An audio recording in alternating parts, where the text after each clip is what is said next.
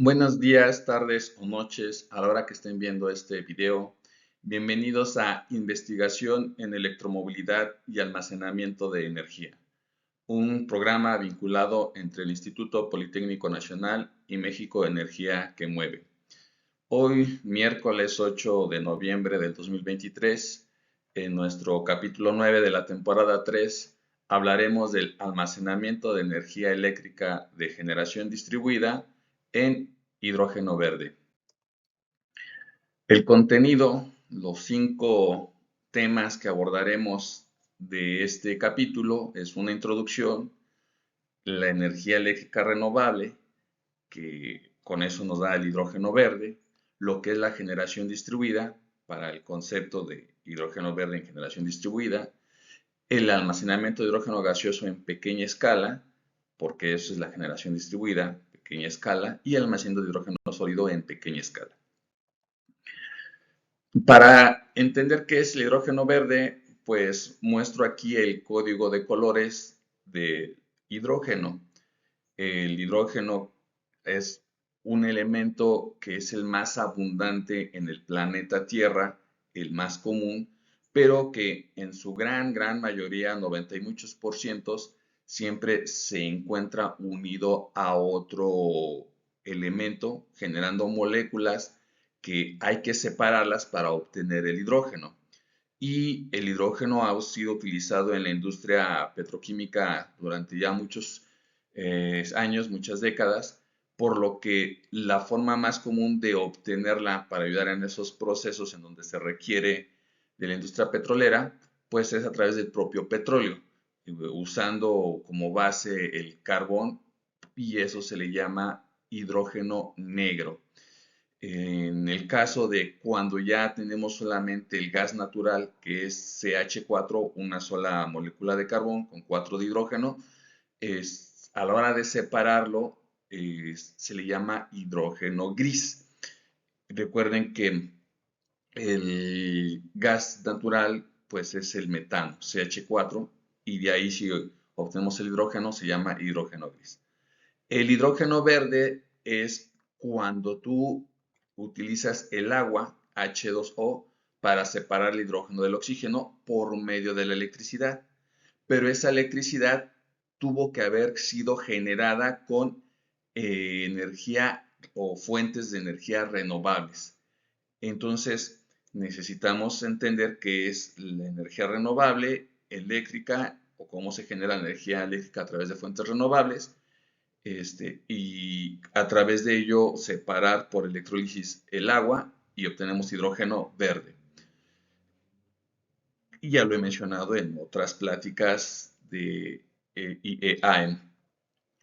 El hidrógeno azul es cuando sí obtienes todavía el hidrógeno de separar la molécula de metano del gas natural o algún otro hidrocarburo simple, pero que en ese proceso de que separas el hidrógeno del carbono y el carbono se combina con el oxígeno para obtener dióxido de carbono, o el mismo calor que necesitas para separar esa molécula, pues quemas algún combustible fósil.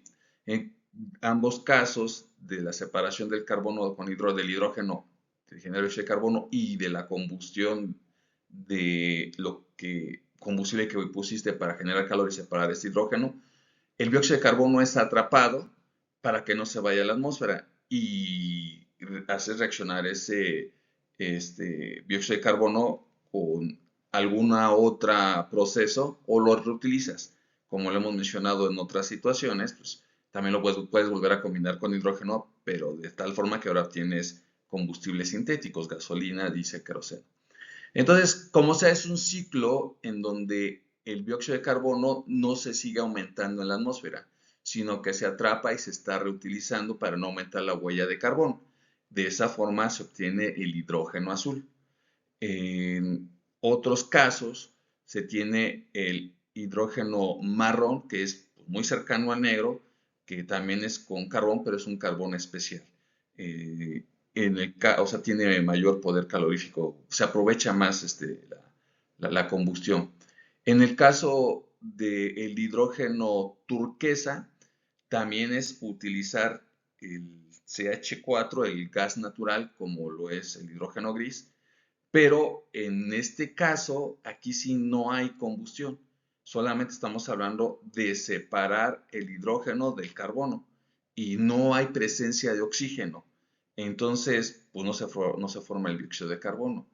Necesito separarlo con calor, pero el calor es a través de electricidad, hornos eléctricos, y eso es un proceso llamado reformación, que es parte de la pirólisis.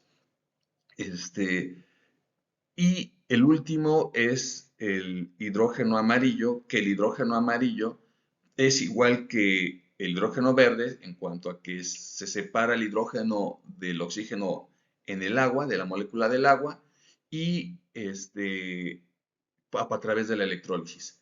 El gran detalle es que aquí en el hidrógeno amarillo la electricidad es proveniente de una nucleoeléctrica.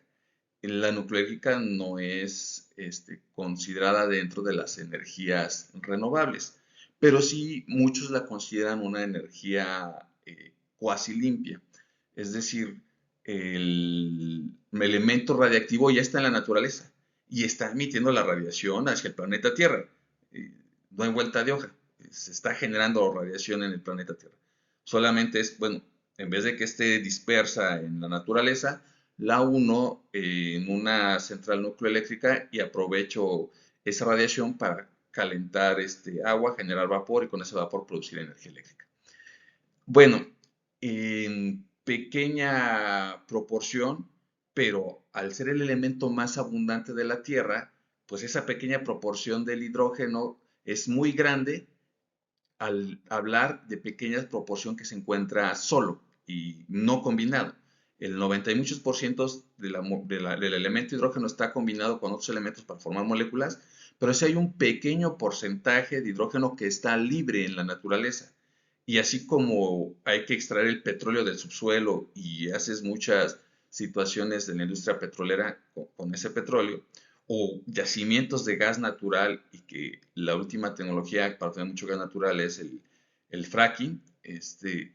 Bueno, pues la última noticia y que está circulando fuertemente en todo el planeta Tierra, a mí mismo me ha sorprendido, es que se han encontrado yacimientos grandes, pero muy, muy grandes, de hidrógeno en el subsuelo. Entonces es perforar y sacar esas grandes cantidades de hidrógeno. Y repito, aunque son grandes cantidades para uso humano, que nos dan muchos años de suficiencia, comparado ese porcentaje con todo el hidrógeno que hay en el planeta Tierra, pues es minúsculo, porque es muy, muy, muy alta la cantidad de hidrógeno combinada en otros elementos para formar moléculas. A ese hidrógeno que se encuentra solo, que nomás es extraerlo y utilizarlo, se le llama hidrógeno blanco, y que no aparece en este código de colores, pues por lo reciente que es la noticia. Ya se había clasificado de hidrógeno blanco, pero no era necesario ponerlo, pues porque, vaya, no se había encontrado yacimientos que valieran la pena. Ya los hay, y de verdad que es una muy, muy buena noticia. El punto uno, que es la introducción para hablar de obtener hidrógeno verde en sistemas de generación distribuida, sistemas eléctricos de generación distribuida, pues tener en cuenta que en la temporada 1 hablamos mucho del hidrógeno. Entonces, el 22 de agosto del 2022, en el capítulo 2, hablamos de almacenamiento de energía en hidrógeno, donde mostré cómo toda la energía eléctrica que se necesite en México, en las proyecciones a corto, mediano, largo plazo, y así se vuelva todo el sistema vehicular en movilidad eléctrica, o sea que todos los vehículos se vuelvan eléctricos. Bueno, toda esta electricidad que se necesite la podemos satisfacer solamente con fotovoltaicas, o solamente con geotermoeléctricas, o solamente con aerogeneradores, o solamente con nucleoeléctricas, o solamente con energía obtenida de las mareas. De lo que no se obtiene solamente es con la parte de hidroeléctricas. Y eso se explicó la semana pasada, porque las hidroeléctricas no son tan fuertes para estar todo el tiempo entregando electricidad. Sin embargo, si almacenamos del mar el agua, la subimos a cerros y esa agua almacenada la dejamos en hidroeléctricas, también nos sirve. Y para subir el agua, bueno, volvemos a usar sistemas fotovoltaicos, que repito, hay mucha energía del sol y mucho territorio en el planeta, en el territorio mexicano, que es poco el territorio que se tendría que utilizar para abastecer tanta energía eléctrica que se requiere. Y entonces dicen, bueno, pero en las noches no hay sol. Bueno, podemos almacenar esa energía eléctrica del sol a través del hidrógeno, así como lo podemos almacenar subiendo con bombas en el día el agua del mar hacia lugares altos y en la noche con este, turbinas hidráulicas. Pero bueno, de eso de almacenar energía en hidrógeno se habló en el capítulo 2 de la temporada 1.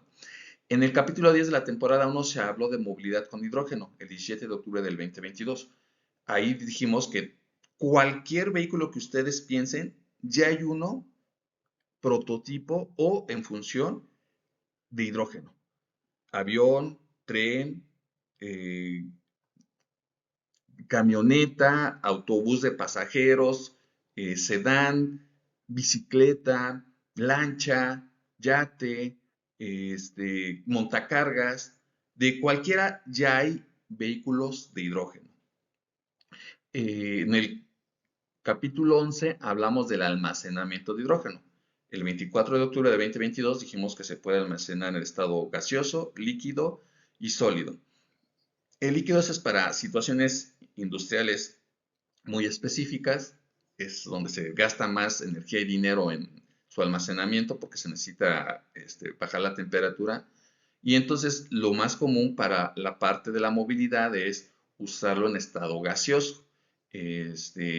Y lo más importante es para la gran mayoría de vehículos 700 bar, que es donde hay mucha presión para almacenarlo en estado gaseoso. Y en estado sólido es como baterías de respaldo. Y de aquí vamos a hablar de esos dos temas, gaseoso y sólido, pero en pequeña escala, porque la generación distribuida es pequeña electricidad, o poca electricidad, pues. Entonces, en el capítulo 14 de la temporada 1 hablamos de materiales bimetálicos para almacenamiento de hidrógeno, que es la forma que ahorita se tiene mejor desarrollada para estar almacenando el hidrógeno en estado sólido. Y en vez de que tú tengas, por ejemplo, una batería de litio o una batería para tu celular que dura un día, 2 días, pues tengas una batería de hidrógeno que te dure semanas en tu celular. Esas son de las cosas que se platicaron y que es a manera de introducción de este capítulo. Entonces, el tema 2 de este capítulo 9 es la energía eléctrica renovable. Solamente pone los dibujitos de lo que mencioné hace ratito, pues es la aerogeneración, que para la aerogeneración se requiere que el viento sea en cierto magnitud. Si es muy poco el viento, no alcanza a girar las aspas. Aunque sean vientos continuos, si es muy poquita su intensidad, no alcanzan a girar las aspas. Se están haciendo diseños para tener aspas que puedan generar electricidad constante con ese poquito viento. Si es mucho, mucho el viento, muy fuerte el viento, llámese el huracán, obviamente son casos especiales, pero en muchos lugares hay vientos muy fuertes sostenidos. Bueno, no puedo generar energía eléctrica porque al estar girando las paletas de mi aerogenerador, pues se va a volver un tipo de helicóptero y esto pues va a salir volando, se va a despegar del suelo, se va a romper. Entonces, necesitas un espacio no tan pequeño, no tan grande de fuerza del viento en donde sí puedes generar y que ese espacio sean vientos sostenidos, o sea, que sean continuos. Y en el planeta Tierra hay pocos lugares donde tienen tanta perfección ese espacio al ser muy continuos. Y dos de ellos están en México. La Rumorosa en Baja California y en La Ventosa en Oaxaca. Entonces, tan solo con esos dos lugares tenemos, si los explotáramos a su 100%, para tener energía eléctrica para todo el país. Y claro, hay muchos más lugares en México en donde no es tan continuo, pero sí suficiente para tener bastante energía eléctrica que abastezca a todo el país. Bueno, la otra es la energía del mar. El ir y venir del mar en la playa, al golpear la playa con elementos piezoeléctricos o por presión generan electricidad. Es algo que todavía está muy en pañales, pero hay que meterle mucha investigación. Y nosotros somos un país rodeado de playas. Todo el país está rodeado de playas. Podríamos generar infinita, no es mucho decir infinita, pero sí la suficiente energía eléctrica para casi casi regalarle. Incluso entre los energéticos tenemos ahí un dicho que en el futuro la electricidad incluso va a ser regalada. Lo que te va a decir es qué aportas tú para venirte a que te den la energía regalada al crecimiento de este país. Bueno, el otro que también es renovable es la hidroeléctrica, que hablamos la semana pasada. Y la cuarta es fotovoltaica, de la que hemos hablado también mucho, y la más conocida, los paneles fotovoltaicos. Y la quinta es la geotermoeléctrica, es que el calor que hay en el subsuelo sale y hay agua almacenada en el interior del planeta, en el subsuelo, que se evapora por ese calor y entonces ese vapor lo sacas, lo separas que no tenga sales y entonces lo metes hacia una turbina y esa turbina de vapor, pues para un generador eléctrico y te va a producir electricidad. Es el proceso que hace la misma nuclear. El vapor lo genera el calor que se genera con la radiación. Sin embargo, esa no es renovable. Muchos la consideran limpia, pero no la consideran renovable. En el caso de la biomasa, que es la última, bueno, es todos los desechos, muchos de los desechos, como son todo lo que tiene que ver con los bosques, plantas, árboles, vegetación en general, a la hora de secarse se pudre y genera gas natural, el CH4, el metano. Entonces, ese se va a la atmósfera.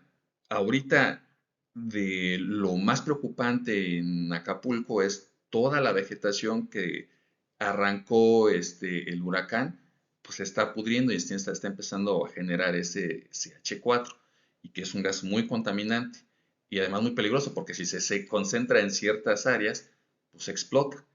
Eh, entonces, la otra forma de generar también la biomasa, este gas metano, es con la popó de todos los seres vivos. Y entonces, principalmente se centra cuando tienes granjas en donde se concentra mucha popó, de vaca, de cerdo, de gallinas o de humanos. Y generan bastante gas con esa popó. El cuarto es obtener gas metano de los residuos industriales o de los propios residuos de nuestras casas. Todo el papel, toda el desecho de comida, al final se pudre y genera gas natural. Entonces, pues ese gas CH4 que es la biomasa, y con eso tú puedes quemar el gas con ese mismo gas obtener hidrógeno gris, hidrógeno este, magenta. Entonces, nosotros usamos ese gas para quemarlo y obtener ya sea una turbina de gas directamente o turbina de vapor, como se quiera, para producir energía eléctrica. Esa es la energía eléctrica renovable. Uno de los proyectos que vamos a platicar es que en todo Latinoamérica se espera que la biomasa se descomponga y se obtenga el gas y el gas entonces ya se queme para producir electricidad a través de una turbina de gas, una turbina de vapor. Nosotros, como se hace mucho en Europa y Estados Unidos, estamos haciendo que directamente estamos quemando la biomasa. Entonces no esperamos a que se genere el CH4, sino la quemamos y con el calor se genera agua, vapor de agua y se mete una turbina de vapor. Eso es de las cosas que platicaremos en un futuro. Pero bueno, esa es la energía eléctrica renovable. Ahora bien, ¿qué es la generación distribuida? No hay una definición concreta. Tan es así que estos puntos que están en la pantalla son sacados de la página de www.go.mx, en donde responden a la pregunta ¿qué es la generación distribuida? Y dicen, bueno, no hay una definición específica, pero se puede entender con los siguientes puntos. Es la generación en pequeña escala instalada cerca del lugar de consumo. Es la producción de electricidad con instalaciones que son suficientemente pequeñas en relación con las grandes centrales de generación, de forma que se pueda conectar casi en cualquier punto de un sistema eléctrico. Entonces, si yo estoy aquí en CIME Zacatenco, el Instituto Político Nacional, cerca de la colonia Zacatenco, pongo una planta de 300 megawatts y la trato de subir a la red no es lo suficientemente grande aquí para poder aceptar los 300 megawatts.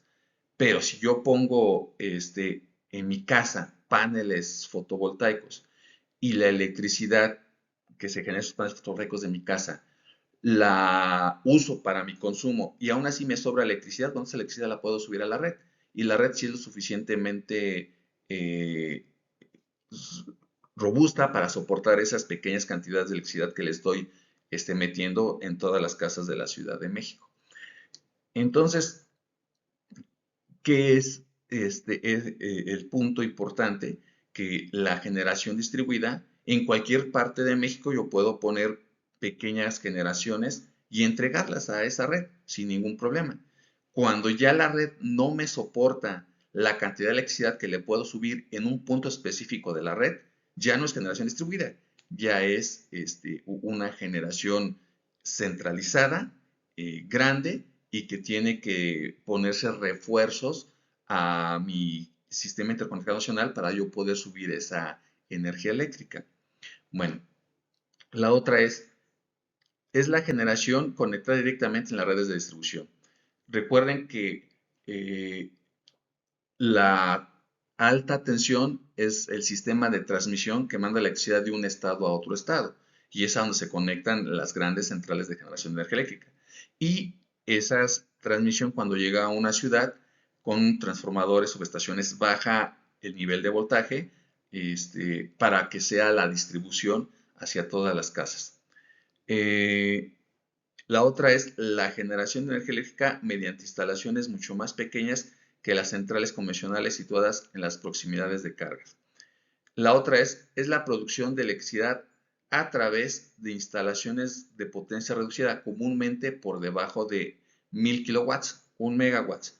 Este valor y esta acepción es porque abajo de 1 megawatt tú no necesitas pedirle permiso a la Comisión Reguladora de Energía.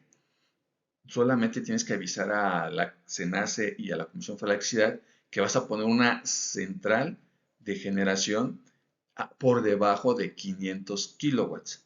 Entonces, interesante, abajo de 1 megawatt, no necesitas el permiso de la, no, no, no, a ver, cambio es abajo de 500 kilowatts, solamente avisas al SENACE y a la Comisión Reguladora abajo de 500 kilowatts, solamente avisas al SENACE y a la Comisión Federal de Electricidad. Es un aviso, no necesitas el permiso. Abajo de 1000 kilowatts, de 1 megawatts, te consideras usuario común, usuario doméstico. Arriba de 1 megawatts te llamas usuario calificado. Entonces, todos los que son usuarios calificados necesitan por ley elegir un suministrador calificado. Y abajo de un megawatt, de 1000 kilowatts, no eres usuario calificado, eres usuario doméstico, de baja intensidad de electricidad que estás usando, pues. Entonces, por eso se pone esto de 1000, para saber qué tipo de usuario eres. si eres o no eres usuario calificado, si tienes que estar eligiendo suministrador calificado o no. Y abajo de 500 kilowatts, no necesitas tú pedir un permiso a la Comisión Reguladora de Energía. Arriba de 500 kilowatts, sí. Y arriba de 1 megawatts o de 1000 kilowatts, pues con más razón. Pero entonces muchos de los usuarios tienen dos acometidas, dos medidores. Entonces utilizan esto para usar, que todavía no son usuarios calificados, estar abajo de 1000 kilowatts y usar dos sistemas de generación distribuida, dos abajo de 500 kilowatts, para sumados casi estar en los 1000 kilowatts. Ese es por eso que es esa situación que se volvió como tradicional, como costumbre en la generación distribuida, es por lo cual se pone este valor de 1000 kilowatts. Por hacer la distinción entre usuario calificado y no, y por hacer la distinción entre paquetes de 500 kilowatts que no necesitas pedir permiso a la Comisión Regular de Energía para instalarlo, solamente avisar a la CENACE, Centro Nacional de Control de Energía, y a la Comisión Federal de Electricidad. Bueno, ahora, son sistemas de generación eléctrica de almacenamiento que están situadas dentro o cerca del centro de carga. La otra definición es la producción de electricidad por generadores colocados o bien en sistemas eléctricos de la empresa en el sitio del cliente o en lugares aislados fuera del alcance de la red de distribución. Y esto es importantísimo. Eh, este, el otro lado de la tortilla es que hay lugares todavía en el país que no hay redes de energía eléctrica. Entonces, si yo quiero poner ahí una planta productora o mi casa o un rancho, necesito electricidad. Ahí sí no importa el nivel. Si yo necesito 50 megawatts, que para cualquier parte de México necesitarías refuerzos en la red para poder subir esos 50 megawatts. Pero si yo estoy aislado y no hay red, pues nunca voy a tocar la red. Se le va a llamar generación distribuida, porque aunque sean 50 megawatts, no estoy tocando la red, estoy en una isla, solamente generándolos para mi propio proceso, mi propia industria que requiere esa gran cantidad de energía eléctrica. Entonces, cuando es un sistema isla que no es, que está aislado de la red, también se le llama generación distribuida. La otra es la generación energética a pequeña escala cercana a la carga mediante el empleo de tecnología eficiente, destacando la cogeneración con la cual se maximiza el uso de combustibles utilizados. Entonces, cogeneración es generar energía eléctrica al quemar un combustible y también generar calor. Eso es la generación distribuida. Y la cogeneración también parte de esa energía eléctrica que se genera con la cogeneración en México se considera energía limpia y obtiene certificados de energía limpia.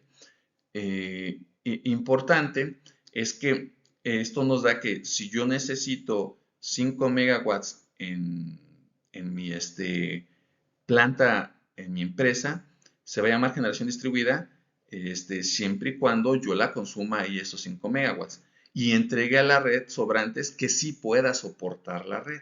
Entonces, si la red en ese lugar me soporta 1 megawatt, pues está bien.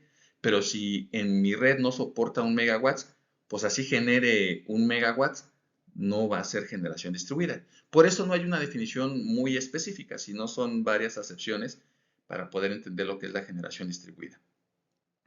Y algo interesante de la generación distribuida, en la ley nos dice que cuando tú tienes tu propia generación distribuida en tu casa, en tu empresa, si te sobra energía eléctrica y la subes a la red, CFE tiene la obligación de comprártela y pagártela al precio del que esté en el mercado en ese día. Obviamente en el gobierno actual no está pasando, entonces si tú tienes excedente y si la entregas a la red, CFE pues nomás te está diciendo sí, estás entregando tanto y ahí te va haciendo tu cuenta de que tienes saldo a favor de que estás entregando mucha energía eléctrica. Por si algún día te hace falta energía eléctrica, bueno, la bajes de la red porque tú estás dando mantenimiento a tu sistema o ese día tu sistema no generación por cualquier razón. Y entonces de tu saldo que tenías a favor, pues ya te disminuye ese saldo, pero no te está pagando la energía eléctrica, cosa que para flujo económico de muchas empresas es más rentable que te la estén pagando al día. Bueno, esperemos que estas cosas cambien en el siguiente sexenio. Pero si no te la están pagando y que muchas veces ese saldo, según que te lo están poniendo a favor, que al final se desaparece, pues mejor no la entregues a la red y sirve que evitas disturbios en la red. Almacénala en tu propio sistema, en tu propia casa, en tu propia industria. Y ahí es donde se busca que la generación distribuida se almacene los excedentes en hidrógeno. Ese es el tema de esta plática. Y que ya es algo real en países europeos. Este sistema que tenemos aquí, Glaze Salt, muy popular, es para edificios inteligentes, en donde está el Smart Grid, lo que es el cuarto centro de control, aquí se ve centro de control, controlando la entrada de energía eléctrica de la red, o que el edificio está entregando energía eléctrica a la red, o cómo se está generando el calor y la energía eléctrica distribuyéndose en todo este edificio, porque tiene paneles fotovoltaicos el edificio y eso me está generando energía eléctrica que si hay excedente pues le entregamos a la red, pero esa energía eléctrica, antes de entregarla a la red, mejor la almaceno. ¿Cómo la almaceno? La almaceno al ver aquí en verde, llevarla a lo que es a hacer un electrolizador. Aquí está el electrolizador. Pero este electrolizador, pues debe de separar, importante, separan la biomasa, es decir, es hidrógeno cuasi verde, el marrón, no, perdón, el magenta. Entonces, obviamente también en los nuevos diseños están poniendo agua, de tal suerte que tengas también hidrógeno verde, que sea electrólisis del agua y separes el hidrógeno del oxígeno. Aparte de que separas por pirólisis, con electricidad, generas el calor para separar el hidrógeno de la biomasa. Pero ¿por qué se requiere biomasa? Porque en todo este edificio hay muchos desechos de basura orgánica y de la popó de los humanos que habitan este edificio y se genera biomasa. Pues esa biomasa, en vez de que contamine, la utilizas en tu propio edificio para separar el hidrógeno y este hidrógeno lo tengas almacenado en un tanque. Aparte también es meterle agua para que la complementación del hidrógeno de la biomasa con el hidrógeno del agua tenga suficiente hidrógeno almacenado para cualquier contingencia. Incluso pues, para generar más electricidad y entregarla a la red cuando la red necesite o sea más caro. Es decir, cuando te salga más dinero, el que hay ciertas horas del día en donde si tú entregas esa energía en esas horas a la red, te la pagan más cara. Y entonces haces negocio con la electricidad. Entonces, ¿qué es? Bueno, yo aquí tengo el hidrógeno almacenado. Este hidrógeno lo tengo que mandar a una pila de combustible. Esta es la pila de combustible, que esta pila de combustible pues es la que me va a entregar la electricidad. Con hidrógeno se va a volver a combinar con el oxígeno, me va a regresar la electricidad y esta electricidad la voy a estar entregando a mi edificio. Entonces, lo importante aquí es que no solamente estoy entregando electricidad, sino también calor, porque recuerden que esta electricidad para separar el hidrógeno de la biomasa es calor sin presencia de oxígeno. Y entonces el reutilizar este calor de sobra de la pirólisis o de la reformación, también lo utilizo para aire acondicionado de mi edificio. Aquí al lado está el diagrama esquemático. Tengo mi panel fotovoltaico. Tengo que mandarlo, es corriente directa, lo mando a un electrolizador. El electrolizador lo almacena en un tanque de hidrógeno pequeño, a pequeña escala. Es que a gran escala son millones y millones de litros almacenados. Aquí no, aquí es lo que consume para un edificio. Eh, y ese hidrógeno lo puedo pasar hacia una pila de combustible que te genera electricidad, y esa electricidad es de corriente directa, lo mandas a un inversor y ya utilizas esa electricidad en tu casa, y ya en corriente alterna. O con el biogás o agua, aquí la idea es que sean las dos, este, lo mandas a un electrolizador y el electrolizador te da hidrógeno, hidrógeno que se va a almacenar hacia el almacenamiento de hidrógeno, o directamente lo estás mandando a la pila de combustible para que en tiempo real esté convirtiendo a corriente directa, después con inversor a corriente alterna, y la utilices en tu casa. Por eso se necesita el sistema de control que esté controlando este diagrama de flujo.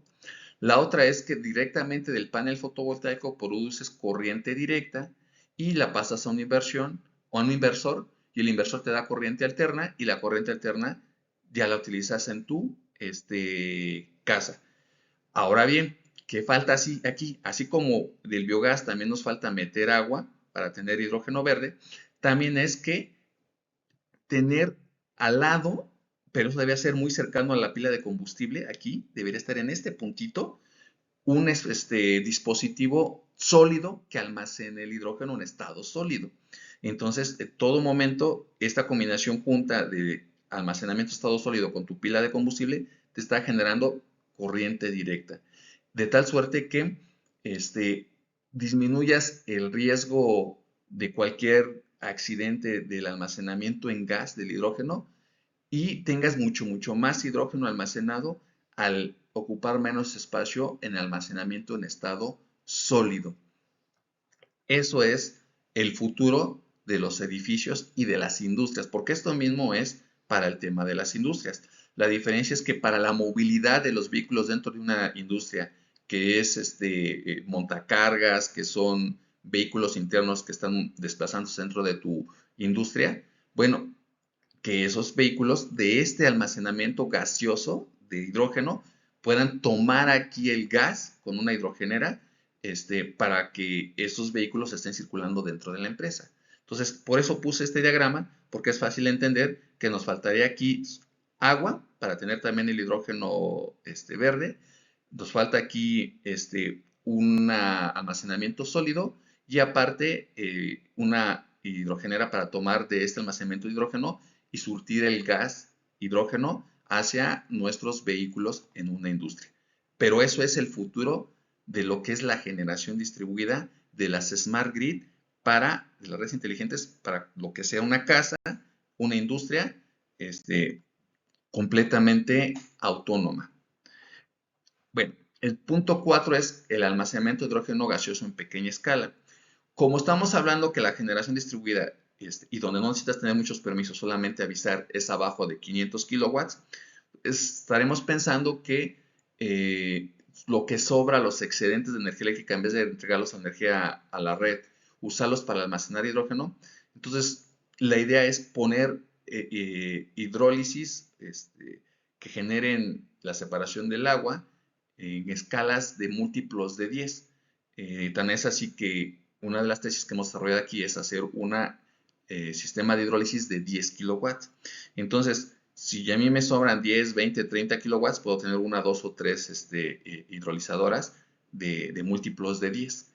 Incluso si ustedes van a internet, pues esta imagen que tengo aquí, la bajada de internet, es eso, ¿no? Son prototipos que dicen, bueno, yo te los hago en 10 kilowatts o múltiplos, o si hay quienes se las hacen al detalle, o sea, 93.5 kilowatts, pero a pequeña escala es eso, ¿no? De múltiplos de 10 hasta llegar a más o menos 100. Eso sería en kilowatts de energía eléctrica para producir hidrógeno, y ese hidrógeno almacenarlo en botellas. Es importante tener en cuenta que el hidrógeno gaseoso es muy difícil de contener y puede escaparse a través de las fugas más pequeñas. Por lo tanto, se requiere soluciones de alta presión para su almacenamiento y transporte. Entonces, son botellas especiales, así como las botellas donde almacenamos. La mayoría de las casas pequeñas no tienen un tanque estacionario de gas, sino son gases, tanques de gas pequeños, botellas, que pasa un camión y las va cambiando. Entonces, estamos hablando de almacenarlo en ese tipo, no tanto de gas estacionario, sino como de botellas. En forma de almacenamiento más común y con mayor nivel de madurez, la tecnología a pequeña escala, el gas se recluye a altas presiones en botellas construidas de distintos materiales. ¿Cuáles son esos materiales? Polímeros, fibras y resinas.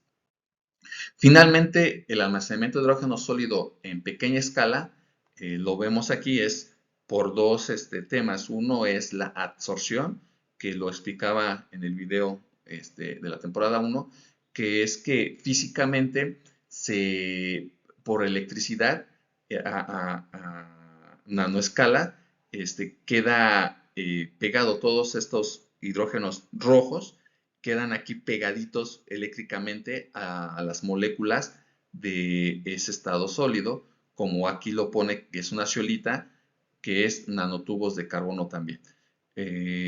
Nanotubos de carbono, MOF y zeolitas, esas moléculas a nanoescala quedan por electricidad jalando las cargas eléctricas del hidrógeno y eso es la absorción, quedan pegados. Y la otra, la más común, es la absorción. La absorción es que en los huecos de mis hidruros metálicos convencionales se vayan metiendo en esos espacios vacíos, se vayan metiendo los átomos de hidrógeno. Pero esto es poco, le cabe poco y es muy difícil meterlos y luego muy difícil sacarlos. Es más fácil meterlos y sacarlos cuando son hidruros complejos, lo que es bimetálicos, o sea, dos metales. Como aquí está el ejemplo, el hidrógeno almacenado en aluminio de sodio. Es decir, dos metales, el aluminio y el sodio. Por eso es bimetálico. De eso se habló en la temporada 1 y por eso los hidruros metálicos son uno de los materiales más comunes utilizados en el almacenamiento de hidrógeno y más los a metales compuestos o bimetálicos. Y entonces a pequeña escala, para que puedan estar dentro de esta generación distribuida, sí deben de ser materiales bimetálicos y que son los utilizados. Entonces, si tú tienes que tener un sistema backup de electricidad donde soporte el que se vaya la electricidad y tu computadoras no dejen de funcionar, pues pones bancos de baterías. Bueno, ningún banco de batería es tan eficiente como una pila de hidrógeno que te va a durar meses antes de que se le acabe la energía eléctrica. Es decir, se puede ir la energía eléctrica por meses y tu banco de pila de hidrógeno te va a seguir entregando electricidad. Por eso es complementar estos sistemas que ya se están dando en Europa de almacenamiento en pequeña escala del gas hidrógeno con sistemas sólidos de almacenamiento de hidrógeno. Pues esto es todo por el día de hoy. Nos vemos la siguiente semana. Se despide el servidor Leandro Brito Barrera. Suscríbanse al canal de YouTube y EAE. Adiós.